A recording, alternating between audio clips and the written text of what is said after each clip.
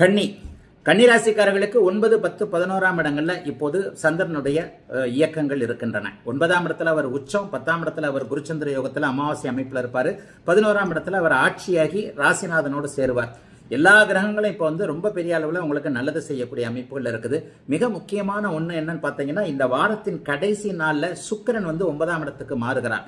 பாக்கிய அதிபதி பாக்கிய இடத்திற்கு மாறி ஒரு மாதம் 20 நாட்கள் 9ஆம் இடத்துல இருக்கிறதுன்றது கன்னிராசிக்காரர்களுக்கு மிகப்பெரிய கொடுப்பினையான ஒன்று. 6ஆம் இடத்துல ஏற்கனவே கேது இருந்து எதிர்ப்புகள், கடன்கள், நோய்கள் போன்றவைகளை உங்களுக்கு வராமல் தடுத்து கொண்டிருக்கிறார் என்பதுதான் உண்மை. என்ன கொஞ்சம் எல்லாத்திலையும் கொஞ்சம் பிடிவாதக்காரனா இருப்பீங்க. இயல்பாகவே புத்திசாலிகளாக இருக்கக்கூடிய அத்தனை கன்னிராசிக்காரர்களும் தன்னுடைய மூளை திறமையை மட்டுமே நம்பி மற்றவர்களை கொஞ்சம் அலட்சியப்படுத்தக்கூடிய தன்மைகளை இப்போ கொஞ்சம் நீங்க ஒதுக்கி வைக்கணும். மற்றவர்களும், அதாவது 2 கை தட்டினா தான் ஓசை. ஒரு ஆள் எதையுமே செய்ய முடியாது.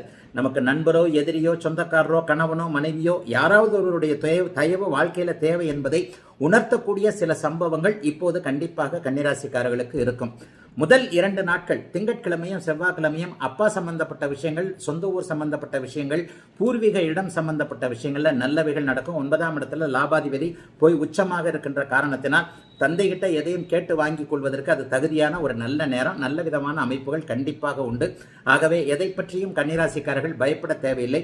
மிகப்பெரிய நன்மைகள் நடக்கும். நடுப்பகுதி 2 நாட்கள் புதன் வியாழக்கிழமையில 10ஆம் இடம் தொழில் முன்னேற்றத்தை குறிக்கக்கூடிய இடம். சந்திரன் அப்போது அங்கே இருப்பது 10ஆம் இடத்துல ஒரு நிலையில நல்லா இருக்கக்கூடிய ஒரு அமைப்பு. வேலை மாற்றம், தொழில் மாற்றம். வேலையே போனாலும் கவலைப்படாதீங்க, நல்ல வேலை கிடைக்கும். தொழில் நல்லா இருக்கும், தொழில் முன்னேற்றமா இருக்கும். புதிய தொழில் ஆரம்பிக்கலாம், கிளைகள் ஆரம்பிக்கலாம். விவசாயம் நல்லா இருக்கும், வியாபாரம் நல்லா இருக்கும். இதுவரை லாபம் வராத இடங்கள்ல எல்லாம் நல்ல லாபம் வரக்கூடிய வியாபாரம் தாங்க நடக்குது, லாபத்தை காணோம்னு நினைக்கிறவங்க எல்லாருக்குமே கொஞ்சமா வியாபாரம் நடந்தாலும் லாபங்கள் நன்றாக இருக்கும். தொழிலில் இதுவரைக்கும் இருந்து வந்த முட்டுக்கட்டைகள் விலகும்.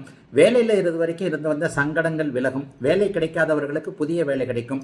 குடும்பத்திலையும் கொஞ்சம் அமைதி இருக்கும். இளம் வயதில் இருக்கக்கூடியவர்களுக்கு நல்ல திருமண வாழ்க்கை போன்ற அமைப்புகள்லாம் இப்போது இதாகக்கூடிய அமைப்பு இந்த வருஷத்திலேயே இருக்கு.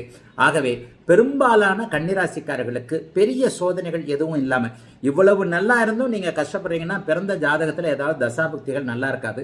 மற்றவர்கள் எல்லாருக்குமே நல்ல அமைப்புகள் இருக்கக்கூடிய, பொதுவாக கன்னிராசிக்காரர்கள் எல்லாருக்குமே நன்மைகள் தெரியக்கூடிய அற்புதமான நல்ல வாரம் இந்த வாரம்.